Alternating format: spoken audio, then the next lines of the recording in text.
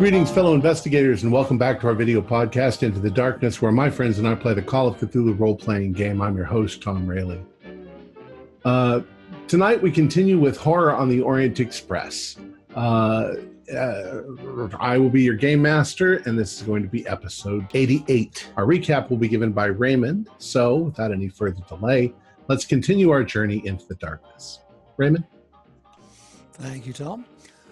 Karen has written to her grandmother using current stationery marked up with the logo of the Orient Express, and it matches letters that also bear the original Orient Express marked paper from her grandmother's day. So, of course, she is Dutch. So, here's what she wrote. Oma, velig ik vertrouw dat het wiek dat hij het goed, dus als de kijkt naar me wacht. Oh, let us do it in English for our audience. Grandmother, thank you so much for your kind words, guidance, and the gift of your jewelry for my weaving of the weird as I travel on the Orient Express. This first day does very much bring to mind your account of meetings and normal zin voor de gemischwatzen de oorlog. Though, as always, there is the delight to be sought in the personal, with, grandmother, a little naughtiness to spice the weave. Much like your own first day on the Orient Express, there have been many introductions and things to learn and do and see. Your guts, thank you for your wisdom at times. So, what has happened this day? Natural licht. When first we gathered at the train, there was a great hustling and bustling, but all was well catered for by the delightful Monsieur René Violette, our steward, and of course the staff of the train, who smoothed the way for everyone. I must be sure to make him and the staff aware of my appreciation of their service. It was so good. Everyone made a wonderful effort to try and match ourselves to the opulent and charming surroundings of the 1920s on the restored Orient Express on its inaugural journey. So I think some people were perhaps a little under a personal strain in keeping with the spirit of the event, but such is life. There is what we portray and what we are. For myself, I kept two things in mind in two adages. Where you are is who you are, and wherever you go, there you are. After the tumult of the photo op and getting aboard our Pullmans, we were given a brief time to gather and relax at our leisure before preparing for dinner. Even with just such a short period of time, it was difficult, in some instances, fortuitous, that we could not meet everybody as we circulated amongst ourselves. Tomorrow, no doubt, we should get to know each other better. The first person I met was Mr. Riley Duquesne. The poor man had encountered a rather talkative man named Oscar, who seemed to have the great knack of being able to carry both sides of the conversation in minutiae. Although I recognized Mr. Duquesne, I did not meet him before, but he looked like he needed rescuing from Oscar. The extraction of Mr. Duquesne was fortunately aided by the arrival of, I think, a Mr. Tucker, who helped dilute Oscar's ability to engage a single person with his interminable trivia. So I dare say he could wax lyrical before any number of people given the opportunity. But kindly, I'm inclined to think this is a matter of personality, not deliberate purpose. There was not much chance for deeper conversation with Mr. Duquesne because so many other folks began to filter into the impeccably decorated lounge car. And oh my, what a curious mix of people from so many walks of life. As usual, my interest was piqued all around. Tomorrow will surely bring more clarity to my observations. Dinner, however, with our host, the owner of Lux Vista and the Orient Express as it runs now, Mr. Walton, along with the other winners of the essay competition, was an entertaining dip into the world of men. There were 12 of them, with myself as the only lady present. Made for something of a imbalanced coven load of travelers, yeah? Well, Mr. Volton was a very engaging and informative at times. He and a Deutscher named Lars, I cannot remember his last name, reminded me of the 8-year-old boys talking about their little train sets.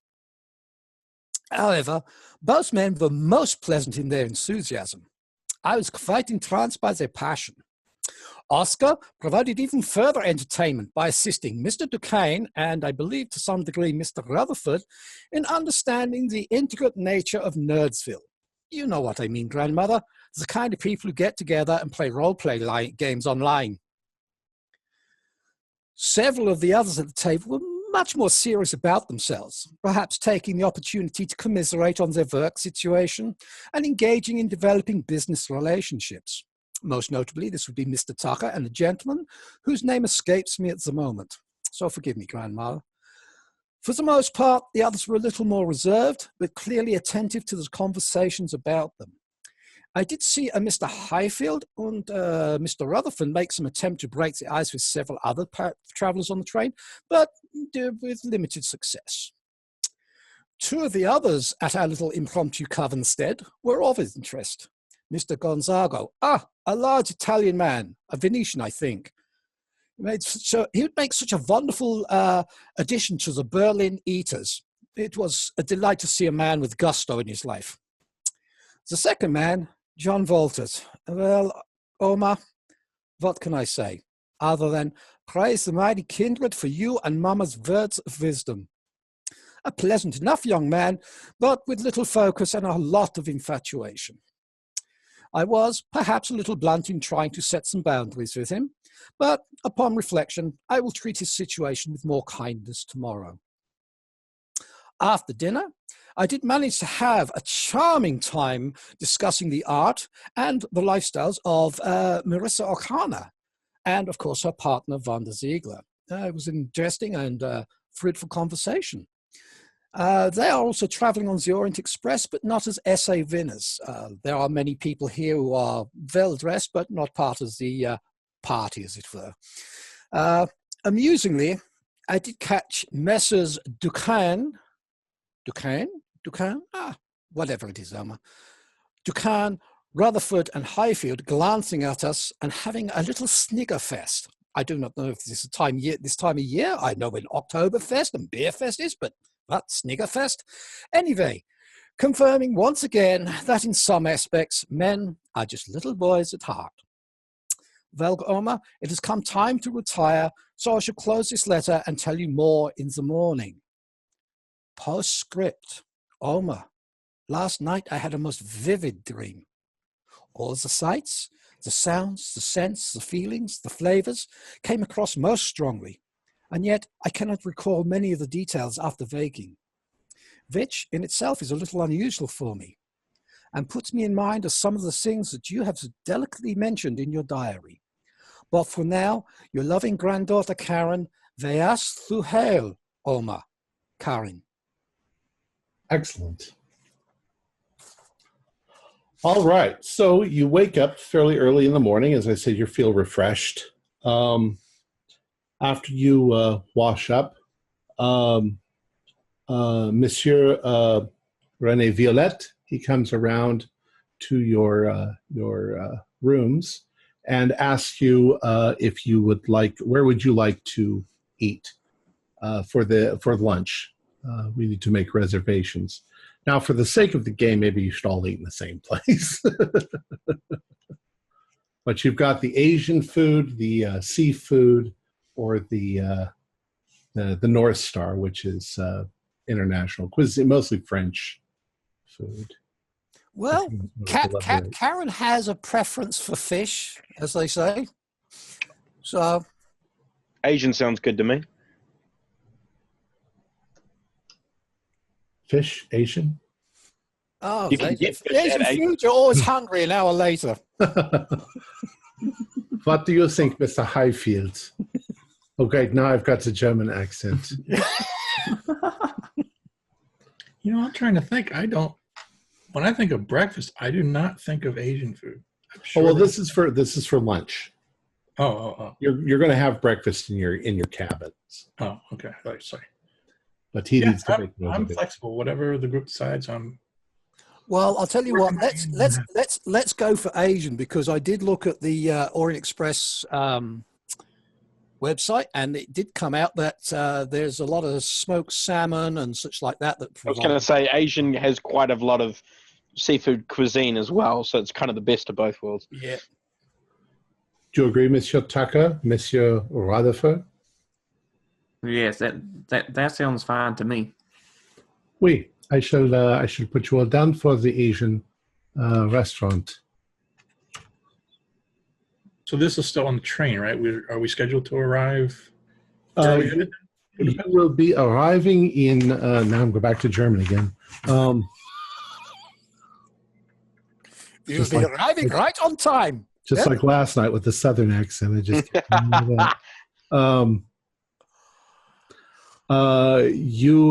you arrive in Budapest at 3:42 p.m. So okay. You're traveling right now. You'll have, it's about 7 o'clock in the morning. You'll have breakfast, and then about noon you have lunch. And what you do in between then is going to be entirely up to you. So you're going to eat at the Asian restaurant, and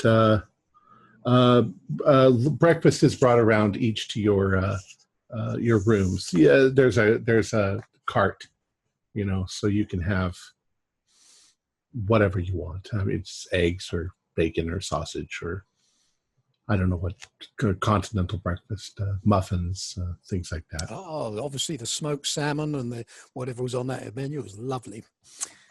Nice and light. And Karen's going to decorate herself, and she is going to make her way to the lounge car, because perhaps there'll be some tinkling on the old Joanna coming up.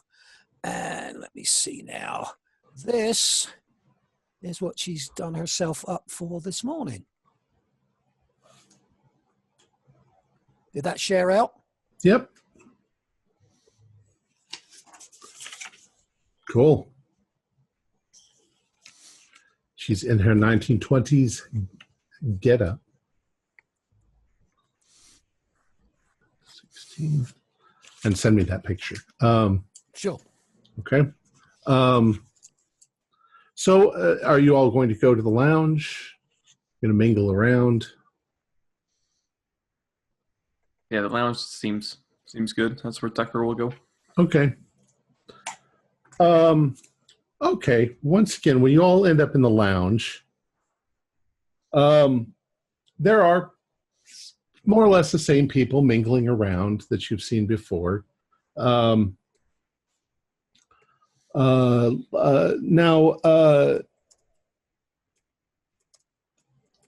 Gary, as you enter the room, you immediately notice across the room Enzo Benuelos. He was sitting sort of looking uncomfortable, and when he sees you, he immediately stands up and smiles and walks over in your direction. And he's like, "Oh, good morning, good morning."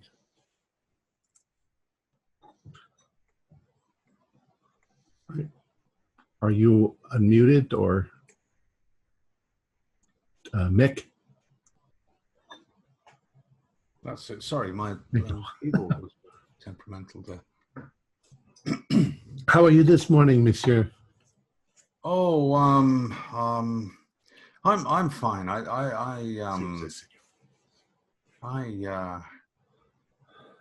kind of had a strange dream last night. I guess it was just I'm not used to sleeping on the trains. Maybe I had a difficult time sleeping, just because I'm not used to this at all. It's very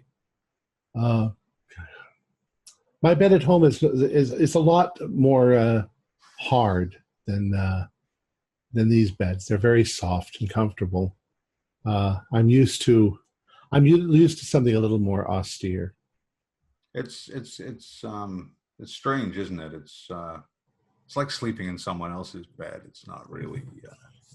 It's difficult to relax. Yes, it's true, and I also find it rather rather chilly here. I'm used to a hotter climate. Oh yeah. Down on the. I mean, you're virtually in the Mediterranean there, aren't you? Yeah. See. Yeah. Whereabouts in Portugal is it you're from? You live, rather. I know you said you were from Spain originally, but I'm from San Jose. Guada. Yeah, I know Guada really well. Yeah, Guada. Yeah, there you go. I got an auntie who lives in Vizol. And it's a small town, and I'm the postman, so everybody knows me.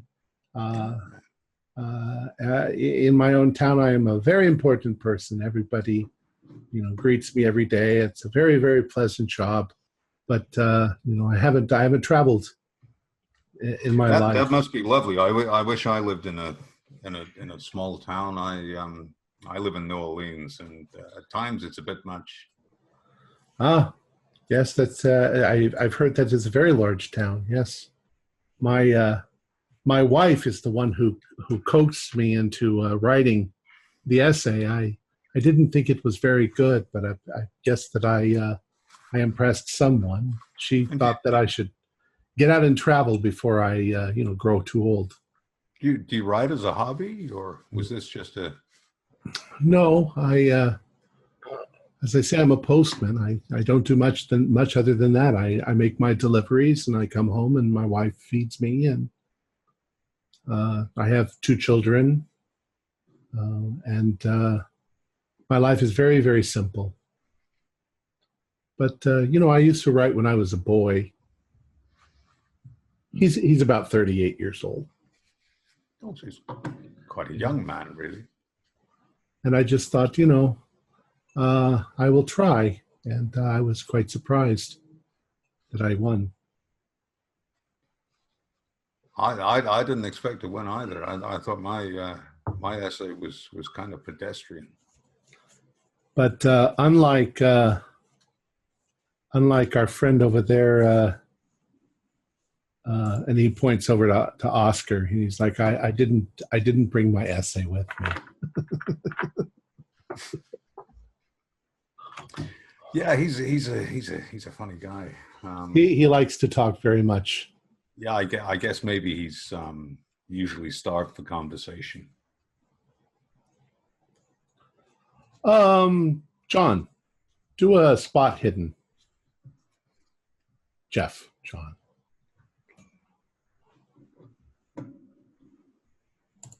Nope, sorry, fail. 70. Okay. You're sort of wandering around, and people are having conversations, and you're just not finding anybody in particular to talk to. Riley, how about you?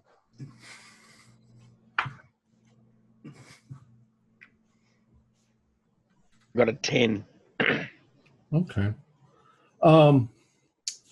You look over, and oddly enough, you notice that same fellow, rather good-looking Italian man, once again sitting off in a corner, staring out the window, trying to be Inconspicuous. Yeah, not really being a part of the group, even though you know that he's one of the winners. Mm.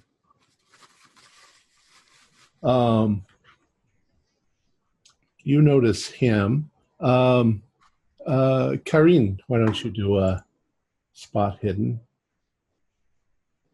Oh, that's let's see, now it's a 43, so that's a regular. Okay. The people you were talking to before, Miss Arcana and Miss Ziegler, are in the same booth they were in yesterday, chit-chatting. They seem bright and happy, a little cheerier than they were yesterday. Mr. Tucker, why don't you do a spot hidden?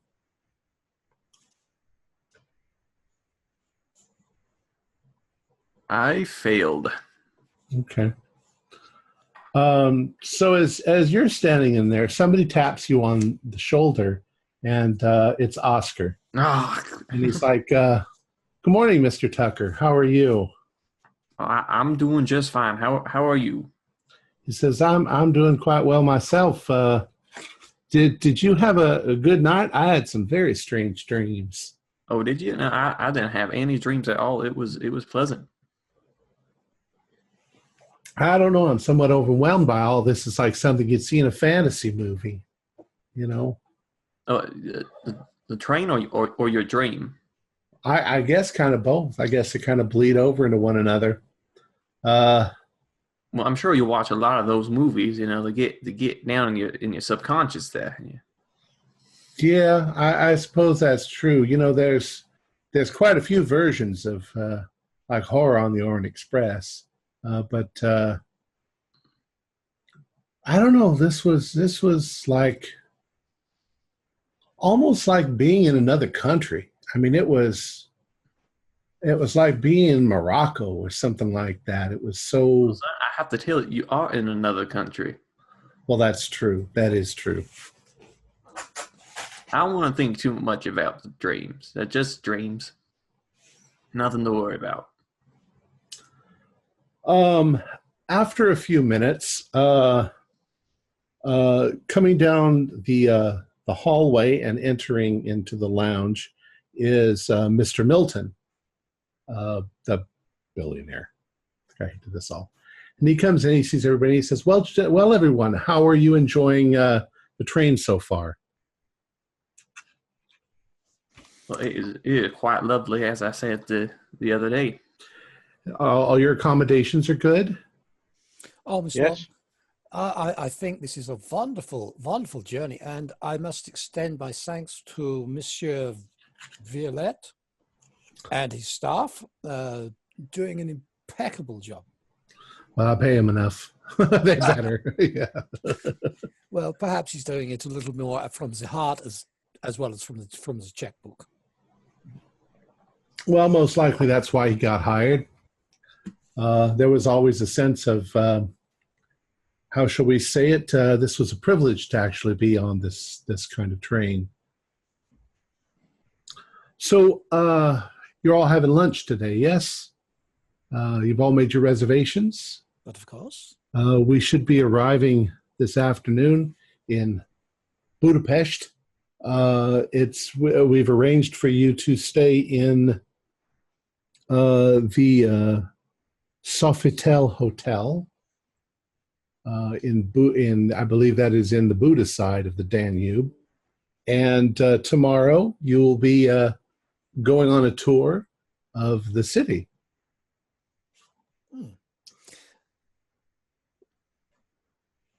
Oh, this sounds absolutely wonderful. The evening in the hotel, is this also an affair of the 1920s for the journey?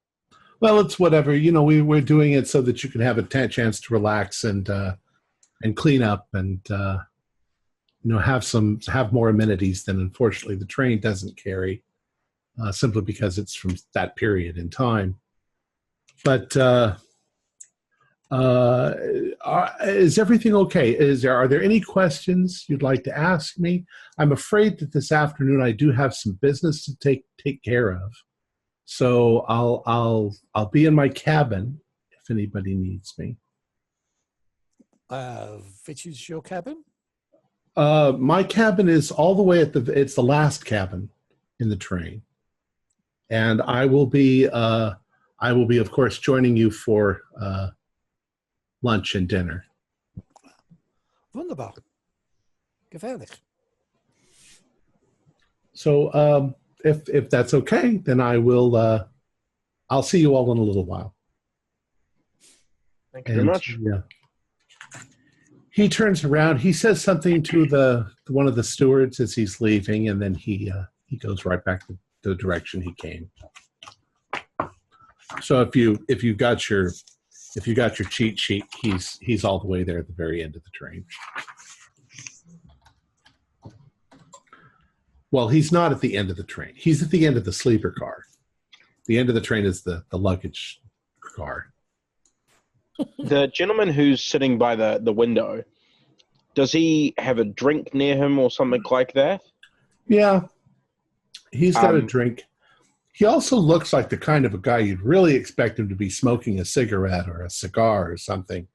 And he looks like he's a little uncomfortable. You notice he's got a, I don't know, kind of a tick. And the tick is that he sits there and he clenches and unclenches his fists as he's sitting. So I'm gonna. Can I tell what the drink he's drinking is? Well, we'll say it's this is a martini. Okay, so I go up to the bar, order my own drink that's dark and stormy, and order a martini, and take it over, and put the new drink down next to him, and then gesture to the seat across from him, and Monsieur, may I? Please. And so I take a seat, and allow me to introduce myself. I'm Riley Duquesne. Mr. Duquesne, and he's got kind of a fairly thick Italian accent. He's very attractive. I mean, he could easily be a model. He's got that very classic Italian sort of look to it. Perfect. I'm really good looking too. Yeah, you are. Good people attract one another, but I just say he introduces himself. My name is Antonio Arabella. I'm sorry, Abella. Not Abella. Abella. Antonio Abella. Pleasure to meet you, Mr. Abella. I understand I saw you at the dinner last night. You're a competition winner like myself. Yes. Yes, I was very lucky. What do you do for a living? Oh, I am a legal assistant. I myself, I'm an actor. Oh, you're an actor. I always admired that profession. As I admire yours. He says, this is a very, very nice train, yes? Yes, yeah, it's beautiful. Very lucky to have been given the opportunity to go on this journey. Mm-hmm. Yes, indeed, yes. Could I do a psychology roll on him? Sure. Okay, I got a 39, and yeah, it's a regular pass, almost a hard. If you were to, as you speak to him, he kind of avoids looking you straight in the face. He glances at you sort of out of the side as he's talking. It comes across as if he's very uncomfortable.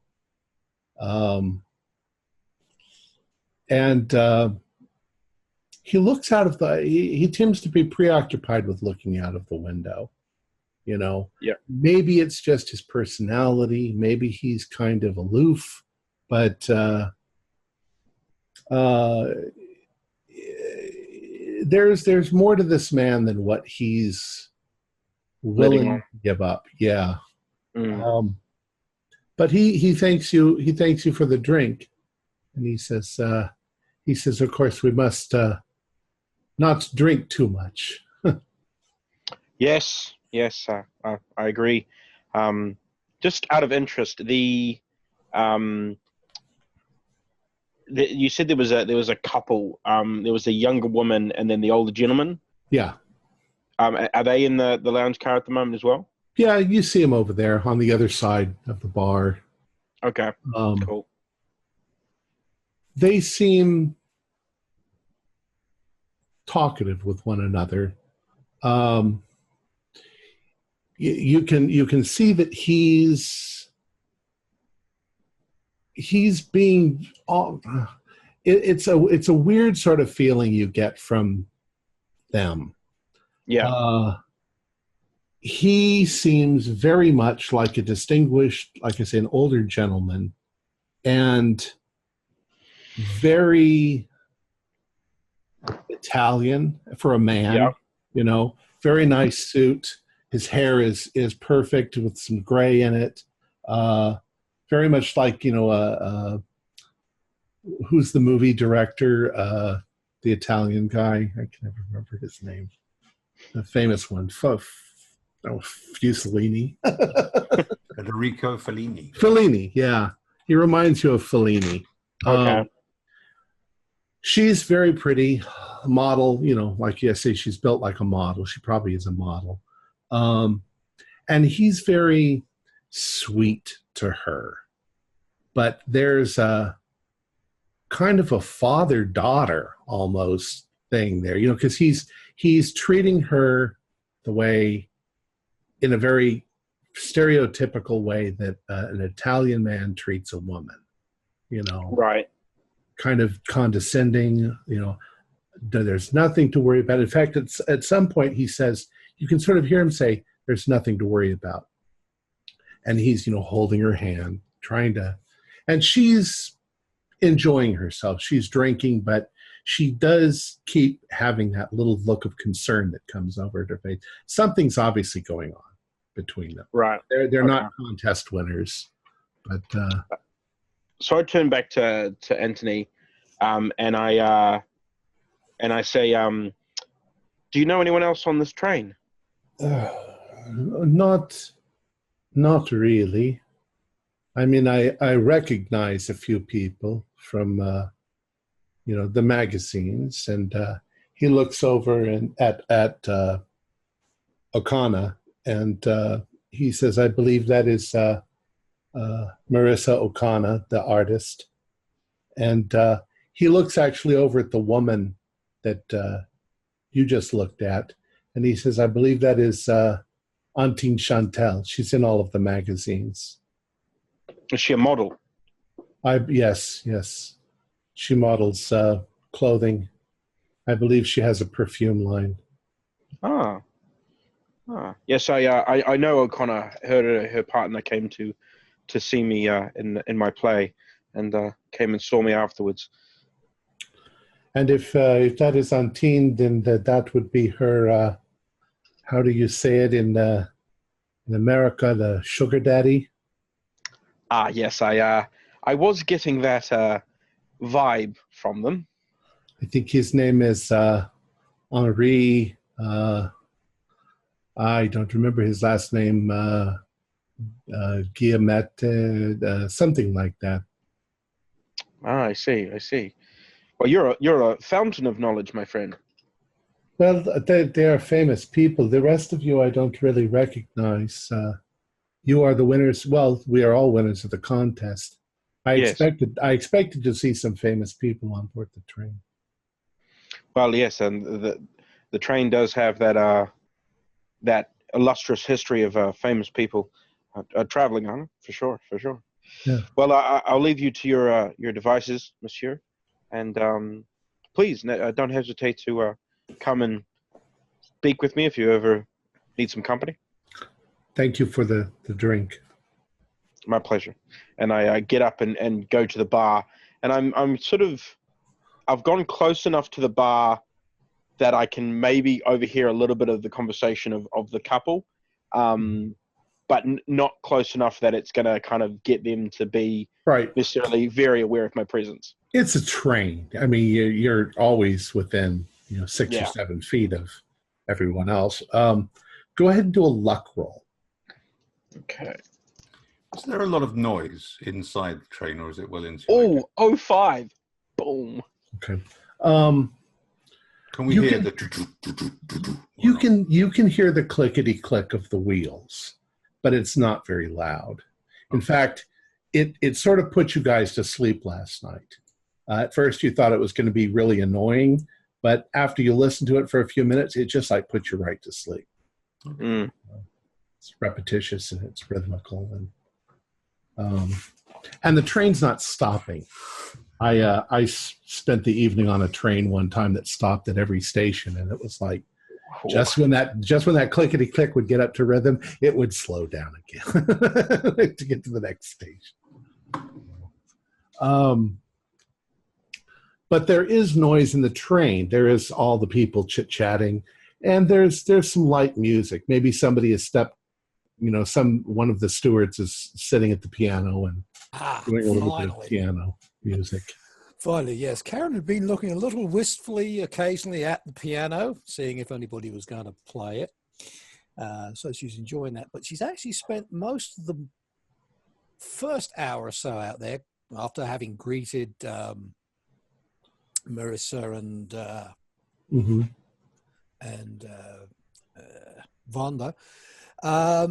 Just kind of like observing, listening, just quietly doing that. She's probably pulled out a deck of tarot cards and kind of fiddled with them at the table. Okay. Maybe on the top of the piano. I don't know. She's just kind of like listening to that. And she suggests to the steward that's playing it if he knows a couple of songs. And she will actually, and I'm going to do a performance check of some kind here. Oh, she does all right. 16. She's actually going to sort of do a few numbers that go back. They're not necessarily timepieces of that, but they might have come from films like The Blue Angel, like Lucy Dan and stuff like that. Just sort of casual piano kind of music, nothing sort of special. She's amusing herself is what she's doing. Right. Okay. Let's get back to Zane. You got it. You rolled a 5. And yeah. I forget what that roll was. Luck roll. A luck roll. You're standing near them, and you hear one line from her, which is basically, I wish you would take me more seriously. And he's like, oh my dear. He's like, you are far too serious for this. It is nothing. It is nothing. You should be used to this by now. And she looks a little miffed, and she gets up and she steps just a couple feet over to the bar, and she's like right next to you. And she says to the bartender, that she would like some fancy drink. Okay. All right. So she's standing right next to you. She's very lovely. Miss, please allow me to introduce myself. Riley Duquesne. And I put out my hand. When you do that, there's like 1 second where she's trying to ignore you, and then the second section, she gives you a glance out of the side of her face.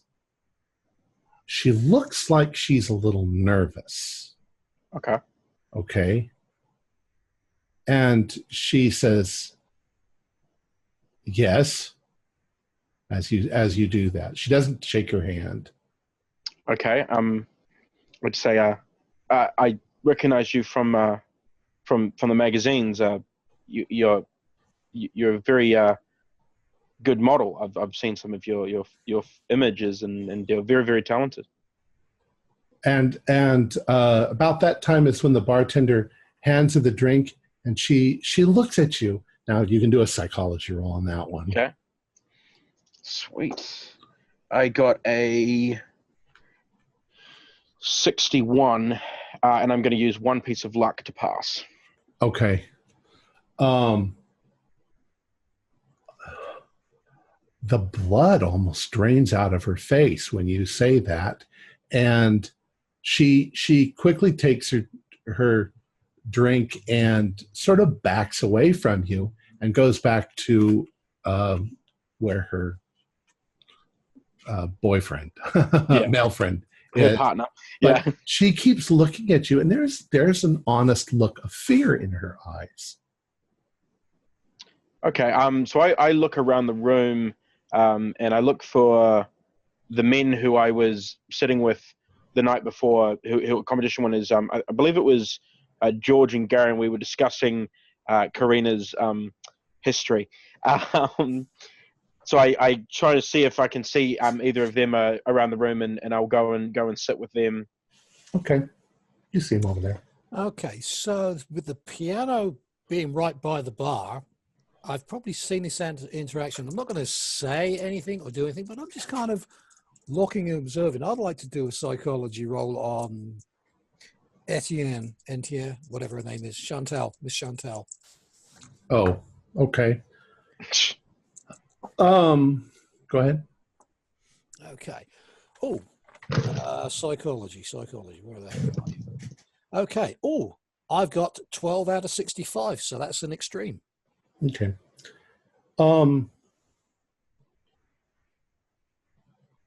You get the impression from the way she's behaving, like, well, since you're a performer as well, you get, especially after a show, people come up to you and want to talk to you, and they think they're like friendly with you, and they're nobody. I mean, they're people that you don't know, and so you have just a little bit of, standoffishness. She seems like that right now. That she's not interested in talking to some fan, and so she went right back to her spot. Mm-hmm. John, the German fellow, he comes over and he sees you, and he's Lars. He says, "May I sit here with you?" Yeah, sure. Friend. Just enjoying the view. He says, "Yes, it is fun to sit in here and listen to all of the people chit chat." He says, "We've got a lot of international crowd." Yes. Yeah. He's like, "Is this your first time on the train?" Oh yes, yeah. This is all a bit out of my league. I think. Yes, I think many of us feel that way. I've traveled on trains many times, but to be honest, nothing quite this slow.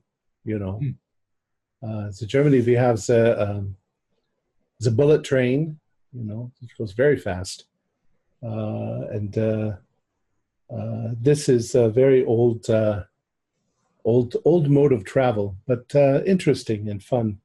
So you wrote an essay, and you were one of the winners. Yes. Mm-hmm. Yes. Lucky. He says, he says, I'm very surprised that Monsieur Milton was able to recover so many of these trains. Many of them burned. A lot of times it was very little that it took to catch one of these on fire. There were many fires that claimed all these cars, but managed to get quite a few of them. Many fires as in accidents, or? Yeah, it was going all the way. Yes, always accidents. It was you the other night who mentioned the pinch light. Mm-hmm. That was one of the innovations back in the 1800s. Before that, there were quite a few fires. But even with the pinch light, it wasn't the pinch light's fault. But they're carrying oil, they're carrying other flammable materials, and the chassis of the train is made of metal, but much of the top part of it was made out of wood. And of course, with all this opulence, we have lots of fabric and lots of wood. So a fire is going to eventually happen. They even use candles on the tables, and nowadays it would be against all sorts of regulations to do this sort of stuff. I'm not sure. He had to bend the rules in some cases because this all had to have modern wiring and so forth. So basically, you're saying we're riding around in a tinderbox. Well, let's hope that they're a little careful. Of course, we even have kitchens on this now. So yeah, that means they're cooking food in there. So there's open flames. I mean, it's still modern day though, so I'm sure there's got to be, Yeah, of course. If the train were to crash, the propane would, they put them in cylinders so that they are very stable, so they can't explode. He's got me a little nervous. Can I just glance around the cabin? Do I actually see a fire extinguisher? Yeah, there's actually a fire extinguisher at one end. Okay. There's also an axe. You've seen an axe in between, like the fourgon and the restaurant. Hmm. So there's probably a number of them throughout the train, as well as fire extinguishers. And there's little closets at the end of each car, mostly with cleaning materials in them. So there's brooms and buckets and things like that, so that when they clean, that they've got all that stuff there. And he says, this is very nice. You know that I love trains. We talked last night a lot about trains. So does Lars know if Milton are all these cabins or cars that we're in now, are they all from the original train, or are they from different trains? It's one of those questions. It's the what is it? It was a philosopher who talked about the ship. Oh yeah. You have they of course had a number of different trains, and they were always taking them apart and putting them together. And sometimes they would wear out, and they would scrap that one for this one. So what he did is he found 30 existing train cars, and in various states of repair, and he was able to put together, I think, 14 from all of those. So there are bits and pieces from the original trains. I don't think any of this is from the 1800s. I think those would have been probably too damaged by now. They might be in museums, maybe. But this one's definitely from the 20s. Yeah. What is the general decor?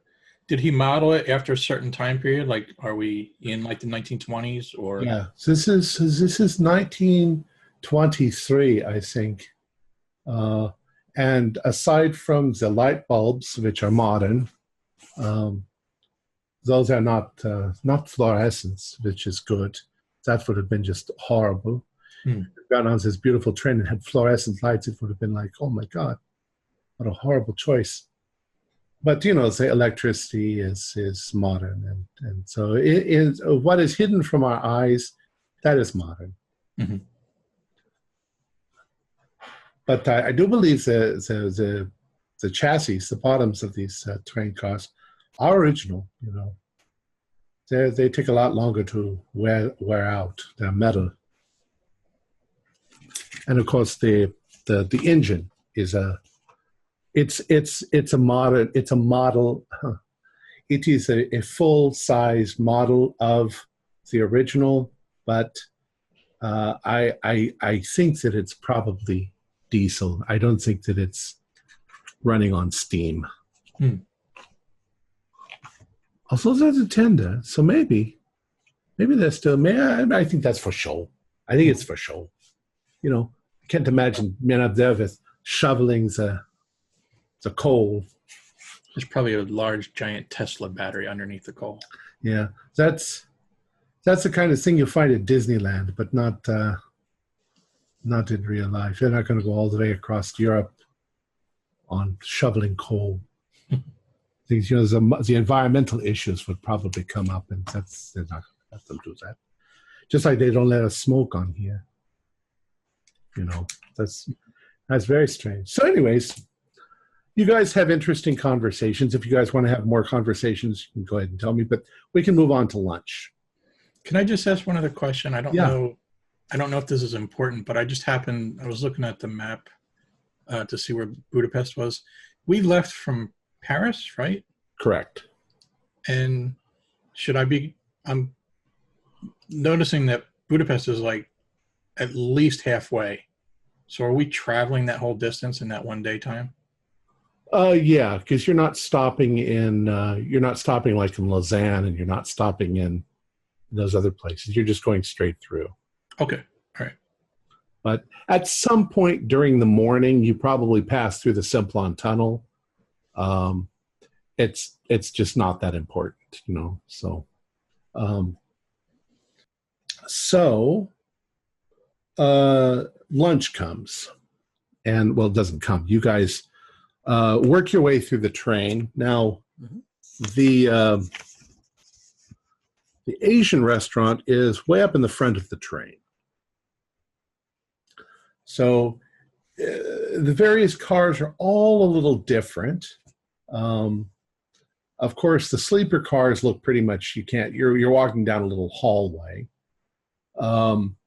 So you arrive in the Asian restaurant and you all take seats. I don't know if you guys want to sit together or separately. But other people that are there are, you see Gustavo. He is there. He's very excited because he loves food. And I should have mentioned he was back in the lounge with you guys also. He was at the bar drinking. So lunch is served. You have a bit of a choice, but for the most part, the menus are decided ahead of time. You guys all received pamphlets or booklets or whatever that told you. And very delicious food. You mentioned salmon. Salmon is served. Various other Asian cuisine is served. And you're all seated at various tables. Did you guys want to say anything or do anything while you're here? Well, I've sat with Gary, just because I got in conversation about him living in New Orleans, and that's a place that Riley's always wanted to visit. So he's kind of sat with him during lunch to pick his brains on living in New Orleans. I should then say that Enzo Banuelos has kind of joined you because, well, he's kind of attached himself to Gary. Gary's the one person who's been nice to him. Well, I mean, you've all been nice, but Gary was the first person. So, and since he feels out of place, he's just sort of attached himself to Gary. And when George came into the restaurant, I gestured for him to come over and join us as well. Okay.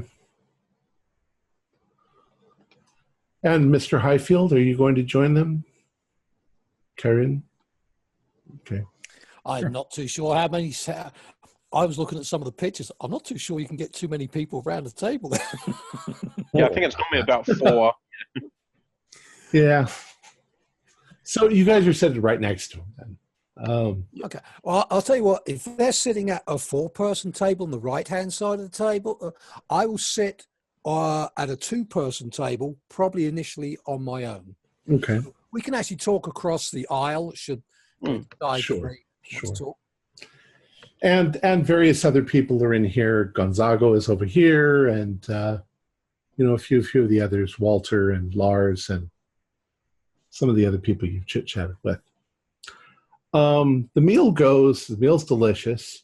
You get about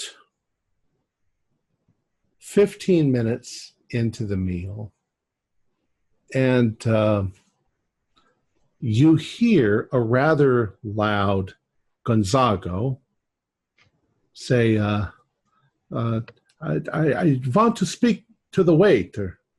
This. With some strange accent that just comes out of the air. I'm going to subtly eavesdrop while sort of eating like an actor. Just pushing the food around my plate. I'm gonna stop eating and listen. Give it this my full attention. Well, Karen, in typical Dutch fashion, which always comes off as slightly rude, she just looks. Stops what she's doing and looks. Mm-hmm. I'm enjoying the food too much. I'm still waiting. So, it's not going very well for me because I'm trying to push my food around. I've just realized that I actually ordered kitsune udon. And that's not what they brought you? Gonzago, the steward comes over to him. And he says, but this this salmon. It's not prepared the way I asked you. It is almost raw. I don't like it this way. I wanted it to be a little more cooked like this. And he's like, well, of course we can do whatever you want. And Gonzago's like, he's like, why are you speaking to me this way?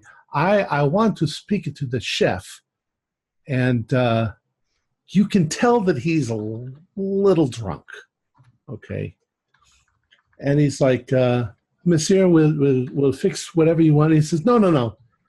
I must now speak to the chef because if he doesn't get it right, I'm not going to be happy at all. And he becomes rather loud, and he gets up out of his seat. And he starts to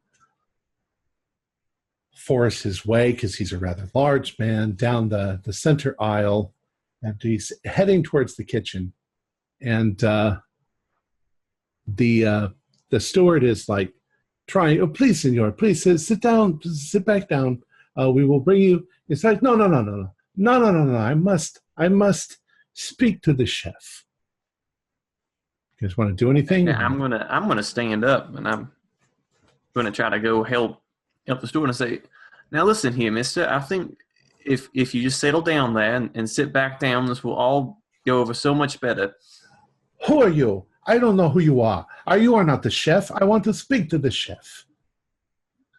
And he's getting kind of red in the face, if he wasn't red in the face from all the drinking. I think that you need to just sit down for a second, calm down, clear your head. I'm sure that everything will be just fine. You might have had a little bit of too much liquor before lunch here. How dare you? How dare you say this? How dare I? Look at you disrupting everybody else. I don't want to hear it from you. He tries to sort of push past you. He says, get out of my way. I want to go in to speak to the chef. And hey, come on now, buddy. There's no call for that. There's a couple of very... I've now stopped eating and starting to pay attention. There's a couple of very tense moments where you're afraid that he's going to start swinging. Okay. Now, you don't think that he's going to be any kind of threat, but right. unless he puts his weight into that punch, but he's probably not going to be able to move very fast. No, he's sort of struggling. Let me go in there. And about that if time... he wants to kick off, let him. I've got chopsticks, mate. Why don't you guys sort of do a grapple? See how you do, because all of us. Okay. Well, whoever's standing. I'm standing in his way, so yeah. I'm still sitting in my seat. I failed. I did not succeed. Okay. He sort of pushes you down. He pushes you down into the seat, and let's do a luck roll. Can I try and stick my leg out and trip him? Okay, I pass the luck. Okay. Well, he's kind of in front of you. So, I mean, it's a narrow thing. You'd have to get to the side to trip him. However, George, he pushes you down, and it makes kind of a clatter because, your hand hits some silverware and stuff like that. And just about that time, the chef comes out of the kitchen, and this look of surprise and sort of, I'd say, embarrassment just flushes over Faustino's face, Gonzago's face. And he immediately reaches for you, but to help you get back up. And he's like, oh, my friend, I am so sorry. I am so embarrassed. What am I doing? Like this. And you can tell that he's drunk. And as the chef takes a couple steps towards him, he says, Senor, your food is delicious. I am a fool. I am drunk. I am so sorry. And he turns to everybody. He's like, I'm sorry for making such a scene. I am so stupid. I'm crazy. And Karen will actually project across what he's doing. Signore Gonzaga, she's going to speak to him in Italian. It's a little broken. It's a little tough. So you, sit and have him sit at the other table at the other chair that he's at. Come, sit. Can I make a psychology roll? Sure. I want to see what the to try to get a gauge of what just happened. Yeah. Like, was it the chef? Was it the fact that he pushed me? Like, what was it that caused him to kind of snap out of it? Okay. I can't pass anything today. Well, I mean, you can. It seemed to you like he lost control. Obviously, he's been losing control by drinking, and it went too far when he shoved you, and then he just suddenly his emotions just sort of switched instantly. He was suddenly so very, very sorry. What's the expression of the chef? The chef looks at the steward like, what the fuck? You know? Right, so he's kind of like, what's going on? Yeah, okay. And, you see the steward sort of whisper something to him. And he looks over at you, Karen, and he's like, oh, Signore, I think perhaps I should go back to my cabin and rest for a little. I have drunk a little too much. And you can see that he's, No, and he's I'll suggest that that's a very good idea, Signor. He's hot and he's sweaty. And as he's sort of, now that you guys are kind of between him and the sleeper rooms, he takes sort of a step forward and stumbles a little. And, it looks like maybe he could use a little help getting back to. All right, you need to go sit down. So let me escort you back to your room. He says, "Oh, grazie." Here, I'll go with you. Thank you, sir. No, that's was that fella really drunk, or is this part of the entertainment? I'm confused. Faustino's. His is the very first cabin after the restaurant, so it's number F10. Wait, no, it's not. It's the last one on the first car. But we're at the front of the train, right? Right. So you got to go all the way back. Okay. And now at this point, now as you're going there, he seems very embarrassed. Now he's almost got tears, and he's like, "Oh, my friend, I'm so sorry I pushed you. I am so embarrassed that I've done this." And he seems like a man who's very emotional all the time. And that goes from anger to embarrassment to sadness and pushiness and everything. He's not got much control over his emotions. All right, so he gets back, and you help him unlock his door, and he goes in, and you see him lay down, and you just close the door behind him, and you return. Cool. That's about the most exciting thing that happens during lunch. So unless you guys want to talk to anybody, we can move on to arriving at the hotel.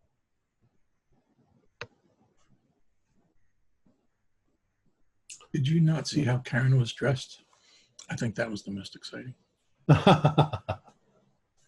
Oh yeah, just on that. Now everybody's going to take their shots at Karen there.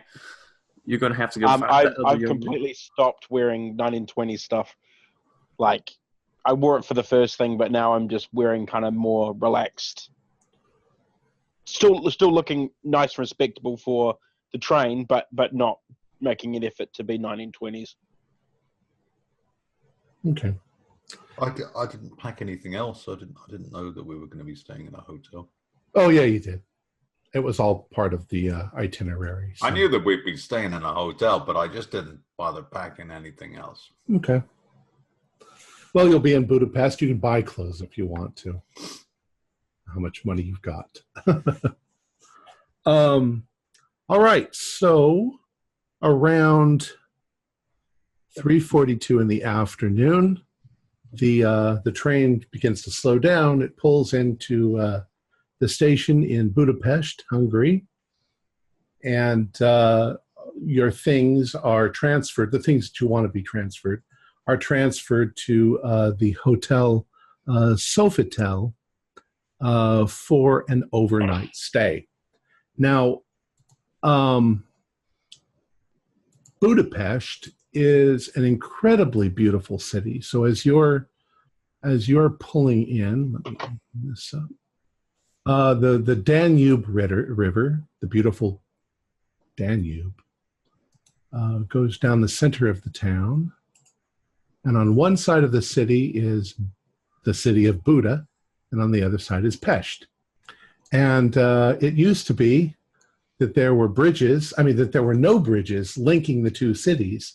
And it was quite difficult to get back and forth because the river moves and people could walk across the ice in the winter. But ultimately, they built bridges, and that is Buda Castle, which is where the king lives. It's up on a hill, and there is a way to get up to it, a funicular.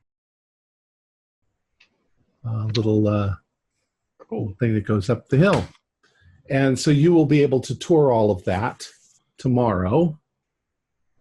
You arrive at the hotel. It's a very nice hotel. And you're all put into your rooms. The evening is upon you. And one of the guests, let's see, Giuseppe Rotti, he suggests that after dinner that you all go for a walk, out into the city. It's very, very lovely city. And that sounds like a great idea. And what time is dinner? Dinner will be served at 7 o'clock at Sofitel Hotel. Okay. Well, I guess as we arrive there and we get into our rooms, Karen is going to make a particular point once he's got there, is to make use of the fitness center and the dance room that's in there, and eventually the Finnish spa bath. Okay. So she's going to be limbering up and just getting the kinks out of her body. Okay. And likewise, there are quite a few amenities there. I mean, it's a modern hotel. I think I'm going to have a shower and then turn on the TV and catch up with the news. I'm guessing there's a pool. Still not a Yeah, sure. Yeah, so Riley goes for a swim. Now, Budapest is known for spas and hot springs and public bathing. I mean, everybody does it. They take the waters, as they say. It's something that just about everybody does all the time, So there are lots of places in town where you can take the waters. So there's really nothing to do unless you want to do something before dinner. We'll get to dinner. Dinner is lovely.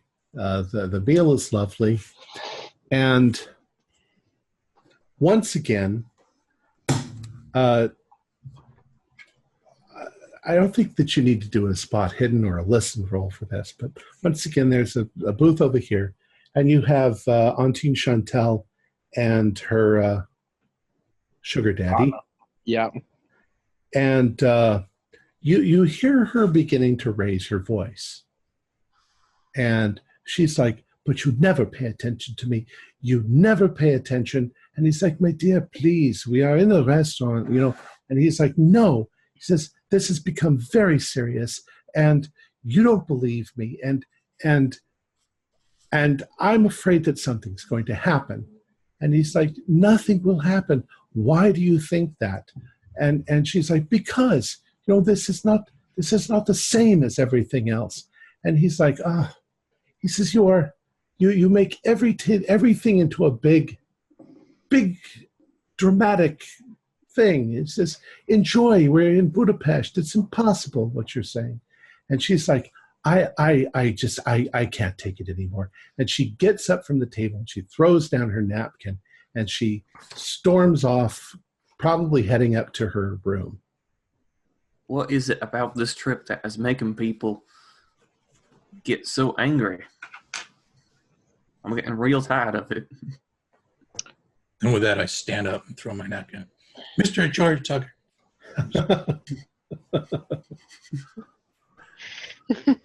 Take that back, sir. I will brook it no longer. Somebody across the room yells, "Food fight," and starts throwing. I'm just gonna stand there with my mouth open if that happens. Like a seal. Do any of you want to do anything? I gesture to the gentleman who's now by himself, and ask him if he would like to join us. I'm gonna go after the. Gonna go follow the lady out. Okay. I've dealt with these kind of situations before with my particular line of work. Maybe there's something I can do too. Lovers quarrel. Well, his table's a little bit over there. So you actually go over to his table? Yeah. And when you get to his table, he doesn't look upset. He's eating, and he looks up at you and he smiles and he says, "Can I help you?" Well, I couldn't help but see what occurred, and I was wondering if you would like to join our table. He says, I apologize. Women, they see everything as such an important thing, and it's nothing. It is not necessary. Don't worry about it. It's nothing. She is very dramatic. I am a child of the theater, so I know a little bit about dramatics. It is a personal matter. Understood. Not important. Nothing to concern yourself about. She as will get over it.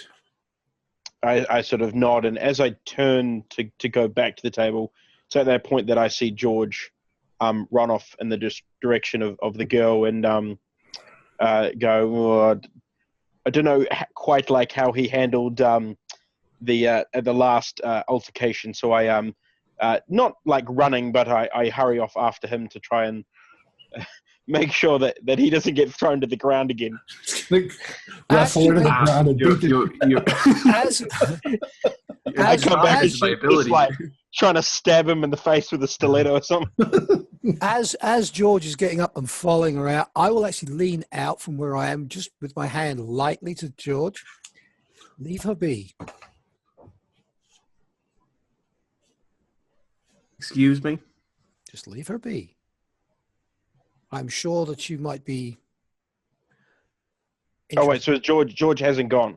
No, he was on his way. He was on his way there. As he went out, I just let out and said, "Leave her be." Okay, well then cut what I said, because if he hasn't gone, then I didn't do that. Well, it depends on if George listens to her or not. Right, true, that's up to George. Now, I should sort of tell you that you all are kind of aware of where you all are staying, because you they got a block of rooms. So you're all on that same floor. And you saw everybody going into their rooms, so you kind of know where she is and if you wanted to do anything. George, it's your call. I'm going to shake my head. I'm going to keep going. All right. And Karen is just going to sigh. Just don't get it. Sometimes a woman just needs to understand what another woman has got to help her understand. Lies. Oh, it is. Have you ever had to strategize just getting into a parking lot, across a dark parking lot into a car, just because of your gender? There's things that only women know and only women can talk about. All right. And how do you know that? So, George, followed by Riley, Riley, you probably catch up to George as he's going. You get up to your floor, and you're pretty sure she's at that door down at the end. So what do you want to do?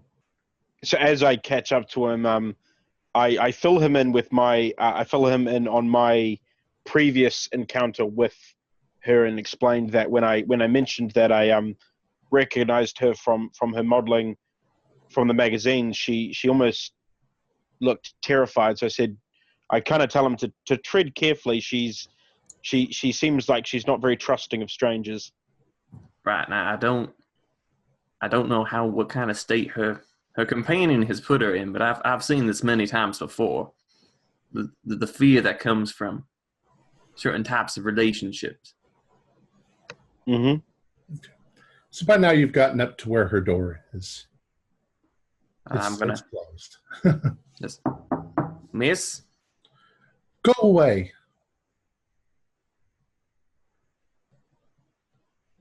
Now, room service? Be serious. What do you do? Miss, we just want to check and make sure you're okay, ma'am. I don't want to speak to anyone. Go away.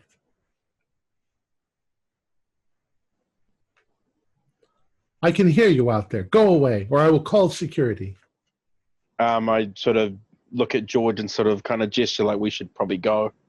Leave me alone, she says. I don't want any more of your letters. Letters? What letters? I'm calling security, she yells. Well, if you're receiving letters from someone they're not from us, but if you're receiving letters, you probably should call security. Yes. Are you guys still standing there? No.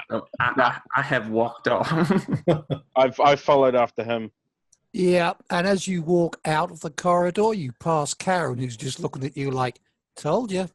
No, right. Are you? Oh no, Oh, did we go back? Oh, I see. You've gone up to you've followed us, right? It's a bit creepy. Do you know anything about anybody sending letters on their train? Maybe we can talk to Renee, because he'd be the one to know if that's true. Things are being sent to the rooms.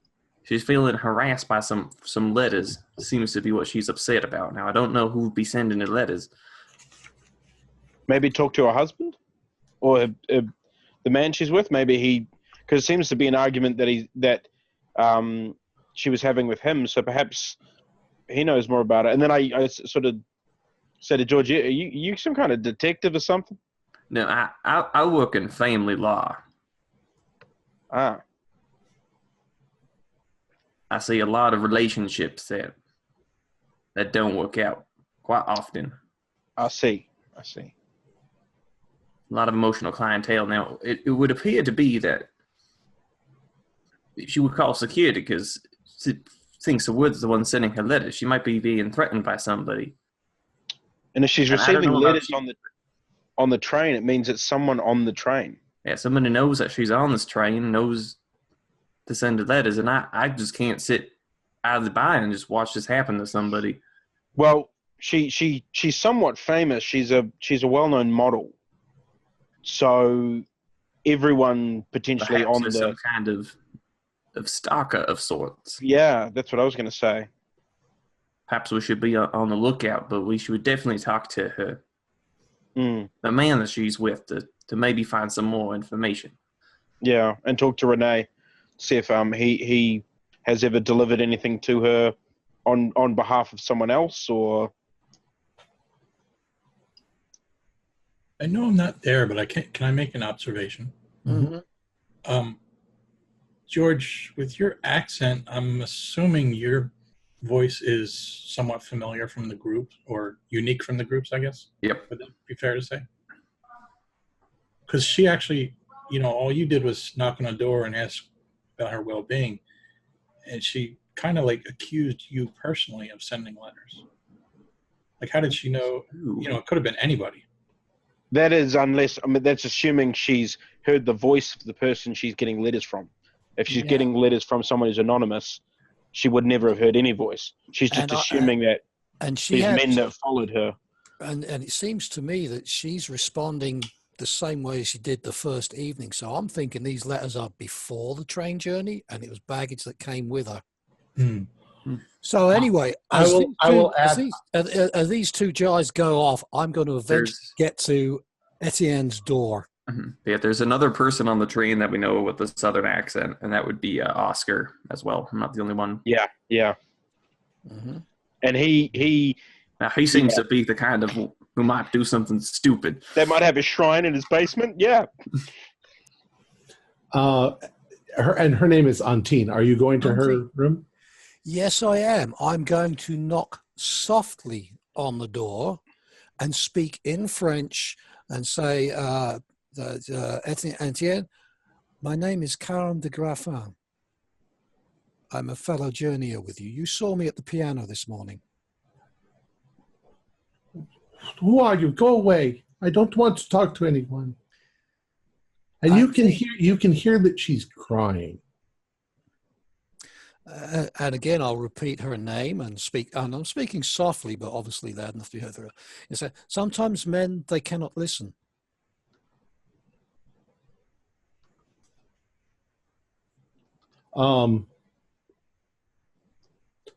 You can do a listen roll. 30. Yeah, that's a good one. Hard. Okay. You kind of, as you're saying this, you've got your head near the door, and you can hear her rather forcibly pick up the phone, and you hear her say, "Yes, hotel security, please. There's somebody trying to get into my room." Auntie Chantel, yes, room 4,924. I don't know. That's okay. Yes, perhaps it would be a good idea to have security introduce us. I've called security. Go away. I'm going to repeat myself again, and I'm going to just talk quietly to her through the door until security arrives. Okay. Well, me and George are long gone. We're long gone. Yeah, We've gone to the bar. Out of there. Yeah. All right.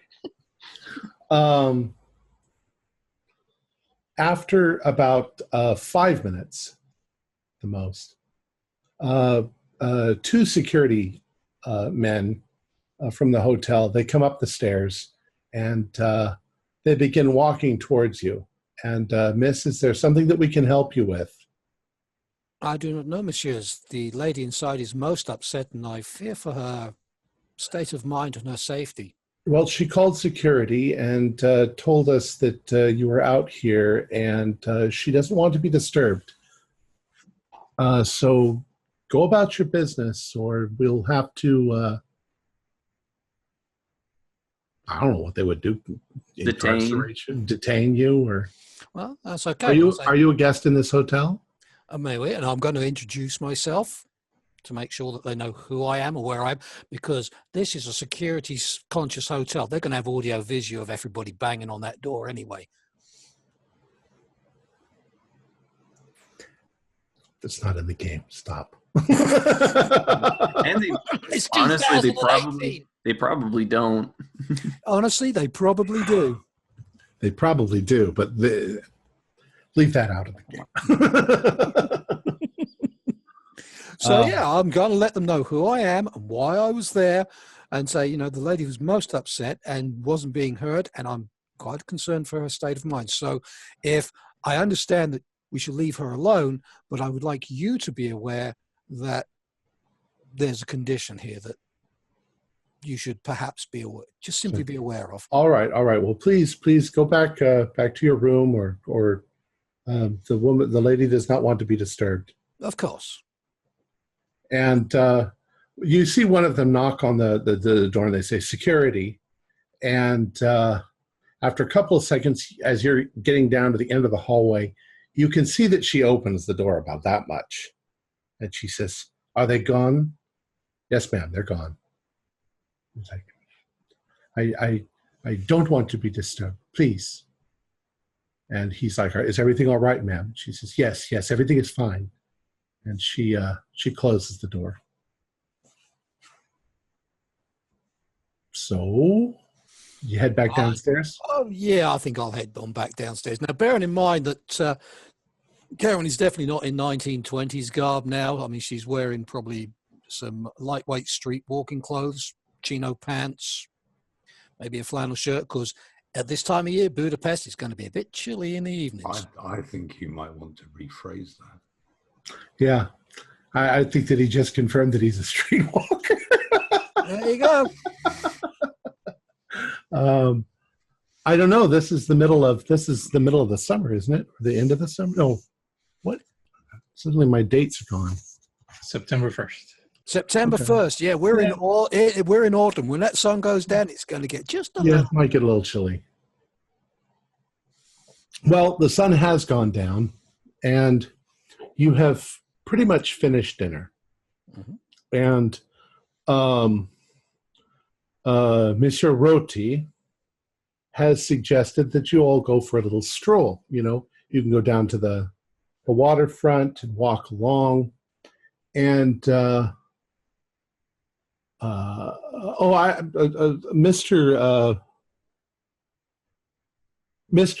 Milton was there also. So, but he was just sort of, you know, a part of the group.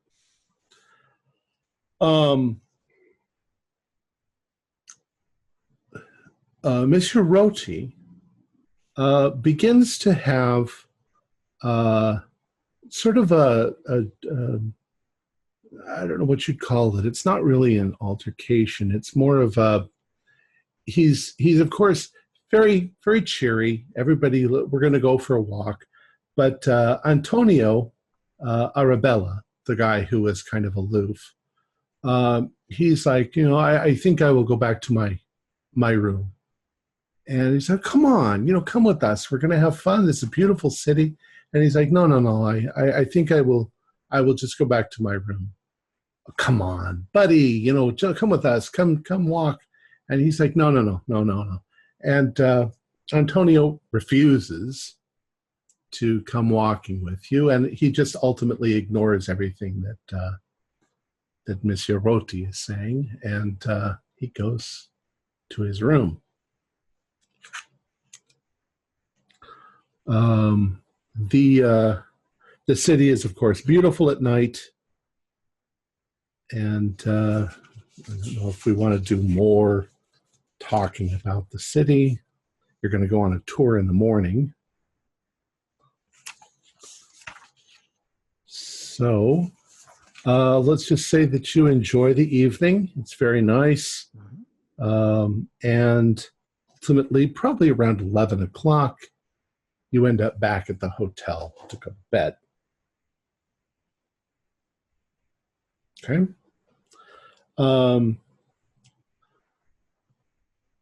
I'm just going to keep moving forward. So unless you guys want to say something. So that evening, you have pretty mundane dreams, pretty much same kind of dreams you always have. You wake up in the morning feeling pretty good. You know, you've had a nice shower. You've been able to clean up. You're going to be in Budapest until the afternoon. The train will be leaving at 6 o'clock in the evening. So you've pretty much got all day to spend in Budapest. They've arranged a tour. And in the morning, at breakfast,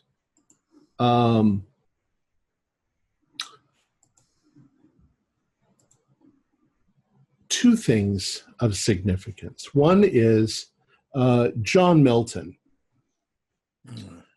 He comes down and he begins to eat breakfast with you. And he's kind of picking at his food. And about halfway through the meal, he gets up to use the restroom.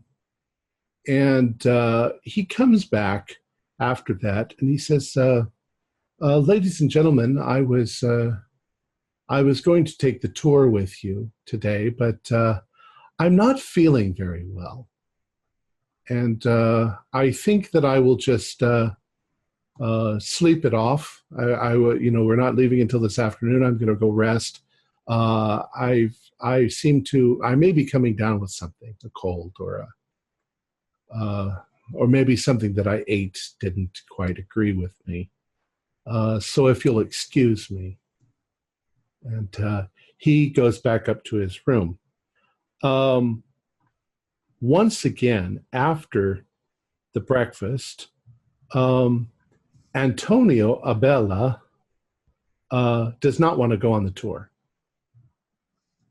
He's like, "No, I don't want to go. I'm going to stay here." And just despite, Senor Roti being like, "What can we do? He doesn't want to go. So we'll just leave him here." At breakfast, third thing that does happen. Monsieur, you've now learned that Chantal Antine's sugar daddy is named Henri Guillemette. They've come down to join you, and she's bright and cheery, and she sort of comes over to where you are. She doesn't know who was outside of her door, but she apologizes. I'm so sorry. I made a ridiculous drama last night, and it was nonsense, and I feel so embarrassed that I've done this, and please forgive me for any difficulties or problems you had last night. As my boyfriend said, it is nothing. I'm going to run a psychology roll on that bunch of twaddle. Okay. Go ahead. Let's have a look. Psychology. Yeah, that is 30 out of 65. So just on a hard. Anybody else want to roll psychology on that one? Because A, she does know who I am because I spoke my voice, my name, and she's seen me before. She's genuinely sincere that she's sorry for making a scene. But the problem is still there. Okay, you can see that she's embarrassed that she did it in the restaurant where everyone could see, and she doesn't show like fear towards him at all. She seems like she likes him. She's afraid of something else. But she will be joining. She will, of course, be joining you on the. They will all be joining you. So all of the people who are on the train, even the non-winners, will be joining you. So there's quite a group of you that's going to go out on this tour. Maybe we won't deal with the people from the rest of the train. We'll just, they're not important people. Okay. I will take one opportunity somewhere along the line just to briefly say, well, I'm glad you're feeling much better, Auntie Anne. If you ever want to talk, just come find me. And then just leave it at that and walk away. Okay. When you go to her reaction once again to you saying something, she possibly recognizes your voice from through the door, and there's still that twinge of like being uncomfortable. Mm-hmm. But she smiles and nods. She said, "Thank you." You're welcome. And I'll actually hand her one of my cards, and so she can do a check on me. Okay.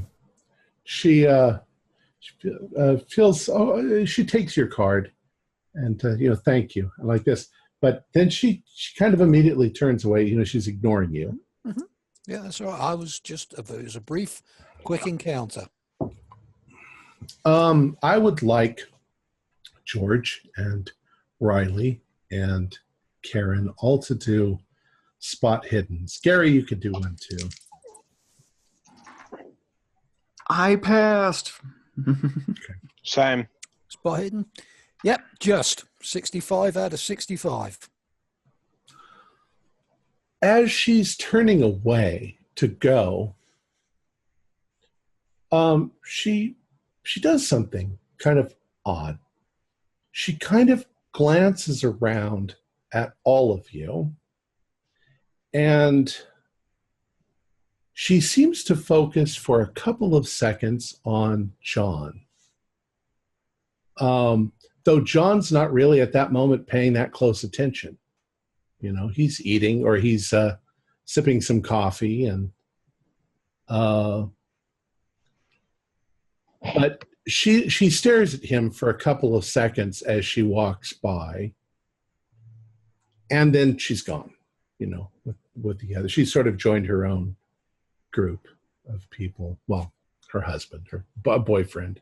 It's kind of weird when he's an older man if you call him my boyfriend, but that's band friend, paramour, I don't know, sugar daddy, lover. It's her lover, gentleman companion. Yeah, there you go. Yes, gentleman companion. All right. So I showed you a couple of pictures of Budapest as you go out. And of course, there's a lot. I actually looked for pictures of Budapest, and there's so many because there's so many things to do there. Like I said, there's baths and there's museums, and the city is very fond of art, and it does everything is lovely, and there's that's just beyond words. You're free to look up Budapest and look at some of the things in the city, but one of the things is Buda Castle sets up on the top of this mound. And first, obviously, it's a good secure area. They can actually defend it from up there, or at least they could. It was built all the way back to medieval times. The current castle is not that much to look at on the inside, because it was almost completely destroyed during the war, and it was then completely rebuilt, and it was rebuilt in the same style. They make it very beautiful on the outside, but it's a modern building. So it's not that historical. The same holds true for a very beautiful church, the Church of St. Matthias. It's incredibly beautiful on the outside, but it's been rebuilt over and over again. The city suffered rather badly during the Nazi occupation. One of the most beautiful synagogues in all of Europe is in Budapest. But once again, there's memorials all over to all the Jews that were massacred by the Nazis when they occupied the area. But underneath the castle, there's this huge mound, and there are caves. In fact, it is called the Budapest Labyrinth, the Buda Labyrinth. And there's all kinds of advertisement when you're getting towards it. It's actually the place where Dracula, Vlad Tepes, was imprisoned when the king captured him at some point, some military coup, and he was imprisoned there for a number of years. So there's Dracula's caves, and there's art down there, and they've of course made it very spooky. There's the ghost passages and all of that. So part of your tour is you're going to go to the labyrinth.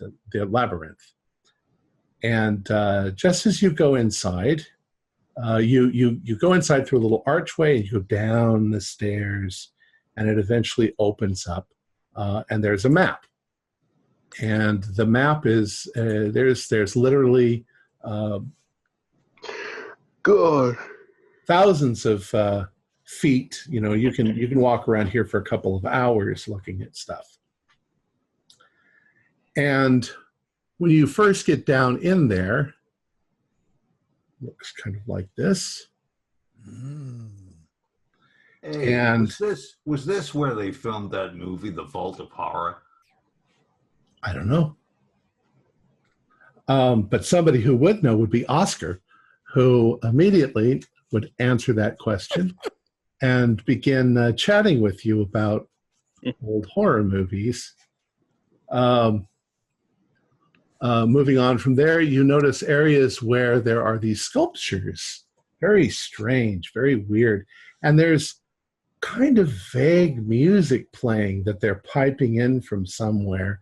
And there's a very creepy sort of vibe to all of this. And as you wander about,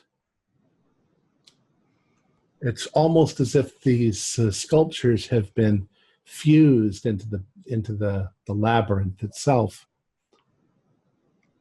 And then you come to this. There's this fountain right in the middle of one of the rooms. And when you go up to it, the fountain seems to be, it almost looks like blood coming out of the mouths of these 4 fountains. Everyone do a spot hidden. I'll call it a spot hidden. It's not really a spot hidden. A notice something roll. Regular pass. Oh, I got a 9. I got a 9d5. I just passed. Okay, well, Extreme. George, you're convinced that it's blood. And Gary, you walk over to it and give it a sniff, and you immediately sort of lean down and stick your mouth up there, and you catch some of it in your mouth, and you realize that it's wine. Yep, it's blood. No, it's wine. You know why? This is the wine fountain. I'm not sure what this is. I'm going to have to taste it again. Several times. Just puts his mouth over the faucet.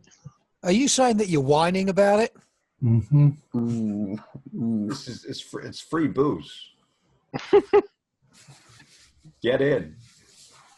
Do American Psycho. We have free booze back on the train. Right. So you guys are all wandering around. Sean, you're wandering around with them, and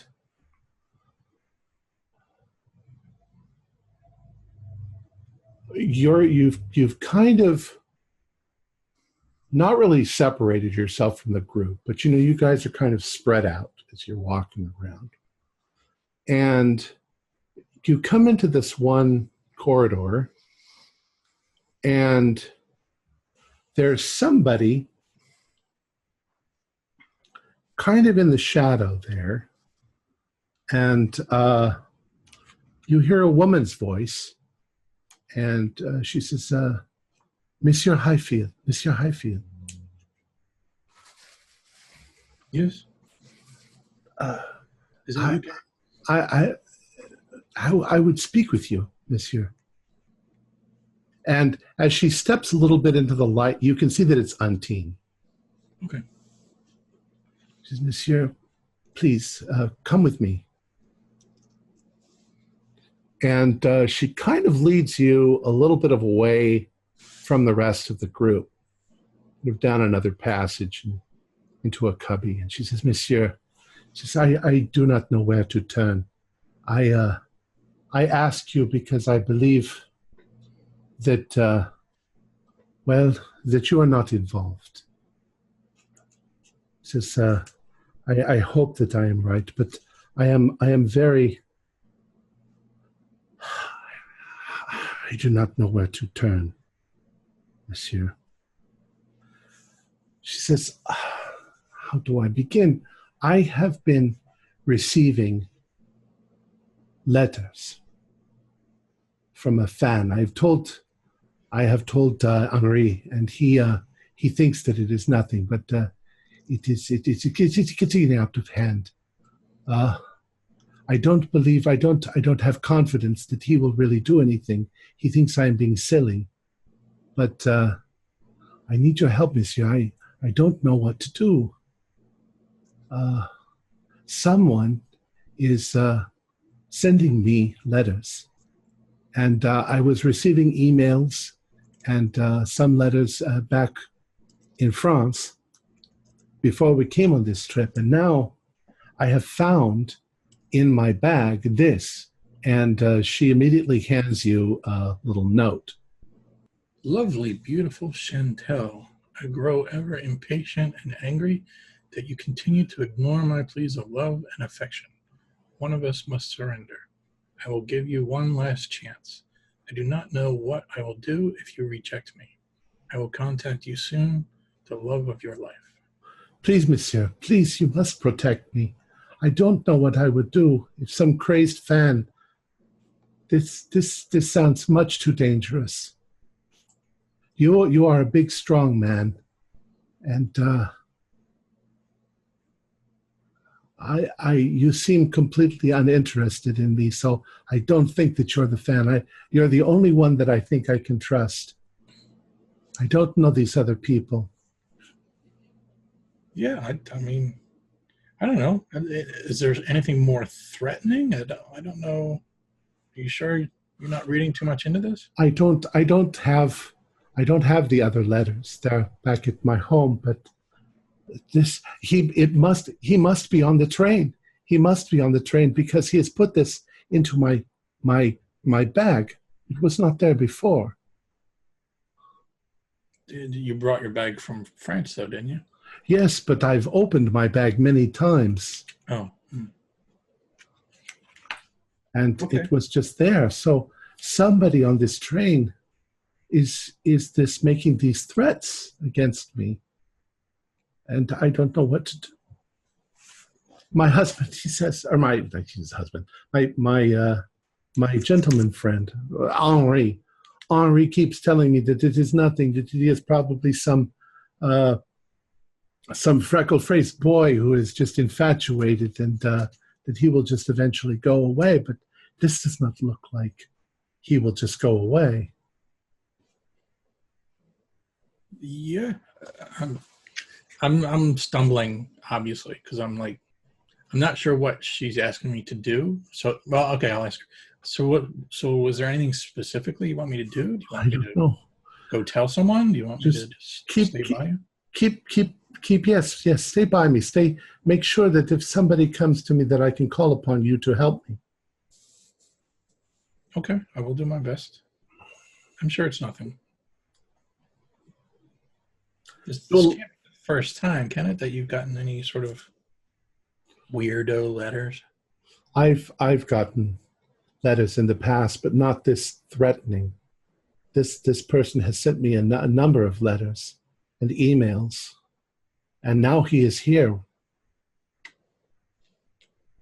and I don't know who he is, but I don't know what to do. I have no recourse except to ask you for your help. I will be so grateful. You know, it wouldn't be a bad idea to let Mr. Melton know too. If it's on his train, he might be able to.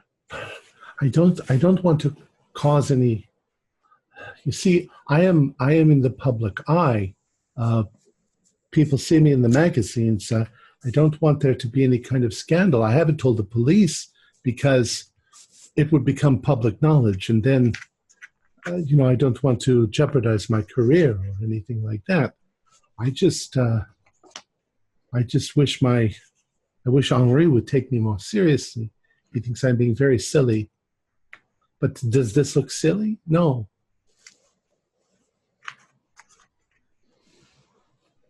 Yeah. Anyway, Jeff, do a listen roll. Listen. Yeah, I'm a little concerned that we might get lost down here. The group is wandering away, and we're.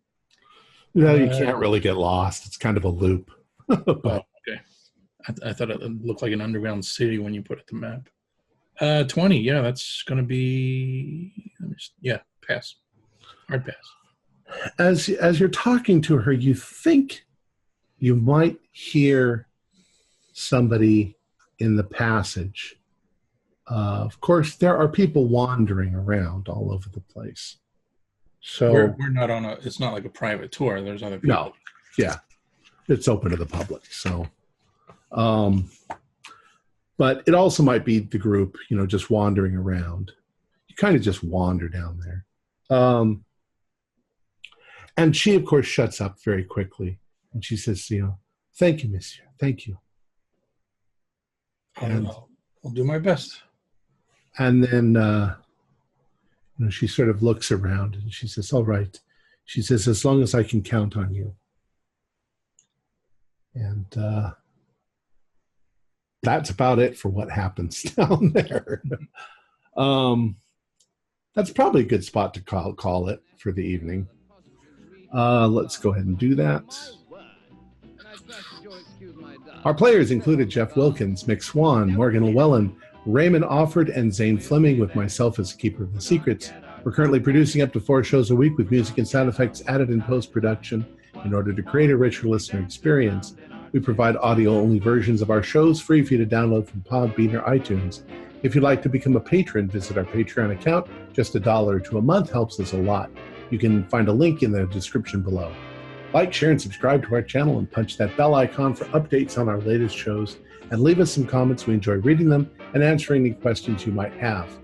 This is Tom Rayleigh, together with all the members of our gaming club, inviting you to journey with us once again into the darkness for another adventure into the universe of H.P. Lovecraft and the Call of Cthulhu role-playing game. Until next time, good luck, good gaming.